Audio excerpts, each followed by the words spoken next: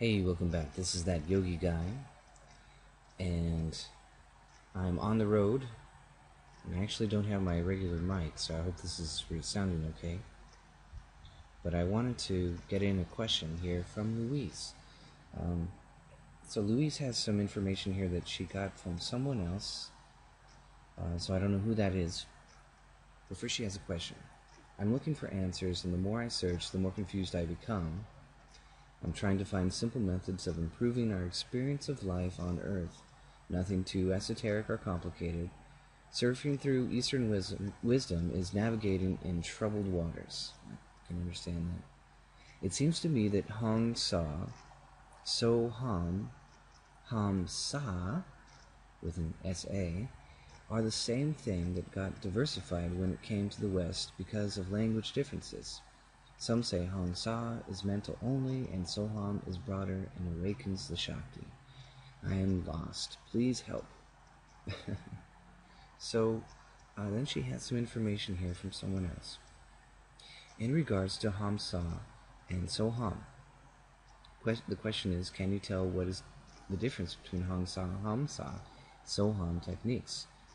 Are they the same? So this person says, in the scriptures, whether the Upanishads or the Tantras, the technique is called Ham Sa, just like Paramahansa Yogananda pointed out.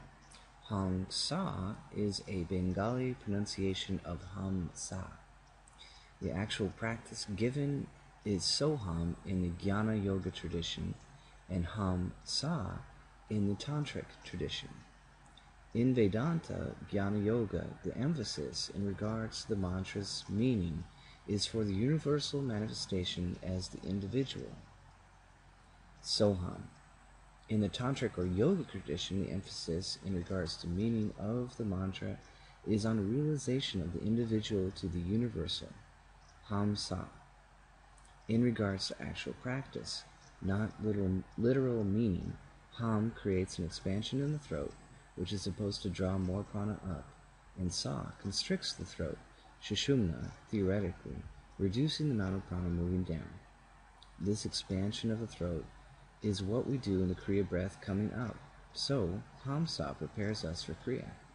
You can say that both ways of practice can be correct, but for those wanting to move towards practice of Kriya, Ham Sa is essential as a preliminary practice. So, very interesting information. I like what that fellow had to say. I think it sounds right to me. I understand it a little differently. I practice Hong Sa because that's the technique that I was given, and I practiced it, and it worked. So, I didn't need to question it a lot. Now, if you look it up in the Vijnana Bhairavya, I hope I'm pronouncing that close to correct, or Divine Consciousness, Treasury of 112 Types of Yoga, it's actually,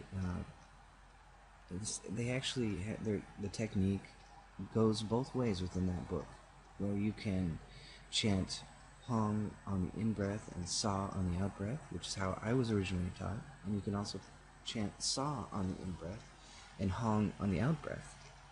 Now, when you try those out and experiment with those two, you may notice that there's a little more energy. This is what I noticed, that there's a little, it's a little energizing to chant Sa on the in-breath and Hong on the out-breath.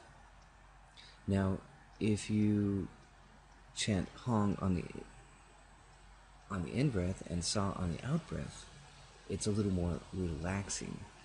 And since the point of Hong Sa is to become more and more deeply relaxed, then it would make sense to me to practice as I was taught, which would be to have Hong on the in-breath and Sa on the out-breath. Now, if you're sitting there for quite a while in meditation and you start to get a little sleepy, you might want to switch it up and chant Sa on the in-breath and Hong on the out-breath.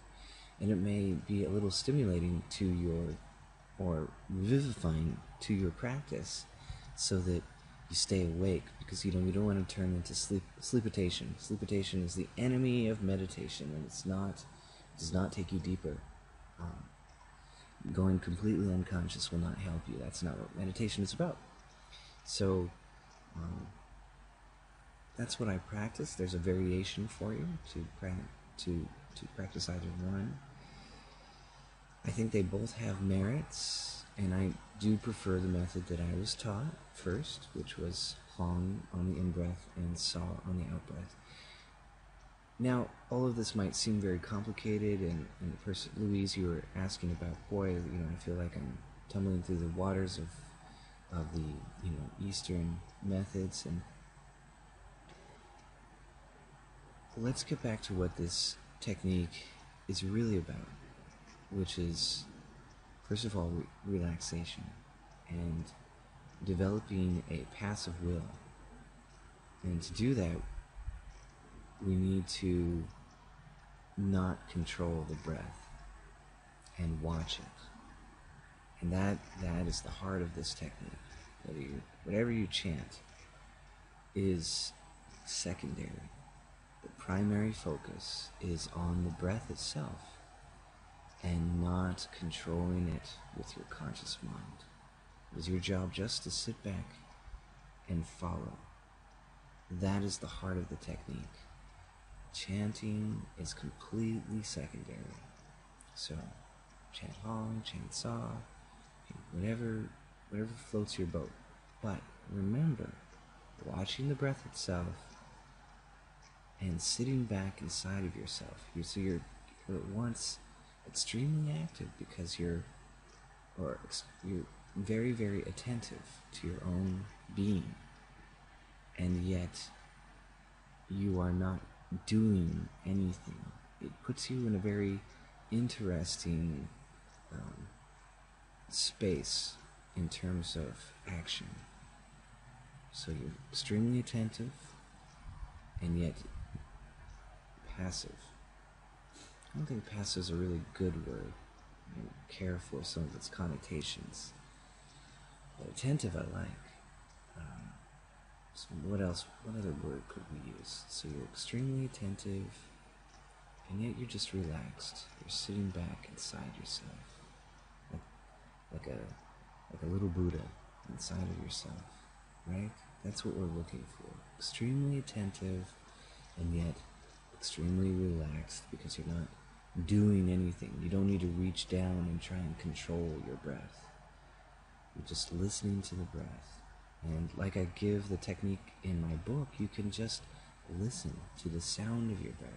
What sound is it making? Is it making a Hong as it comes in and a Sa as it goes out?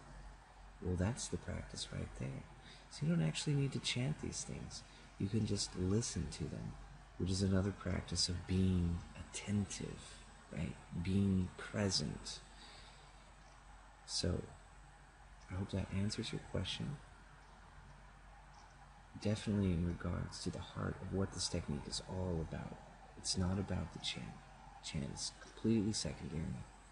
Primary purpose of this exercise, this Hong Sa exercise, is to become that kind of a person, that kind of a space inside yourself where you are extremely attentive and yet extremely relaxed. And that is the pranayama technique. Alright? Thanks for your wonderful question and the information that you shared. I like what the person had to say. It's a bit complicated. So the way I look at it is a little more simple. So I hope that helps you out. God bless.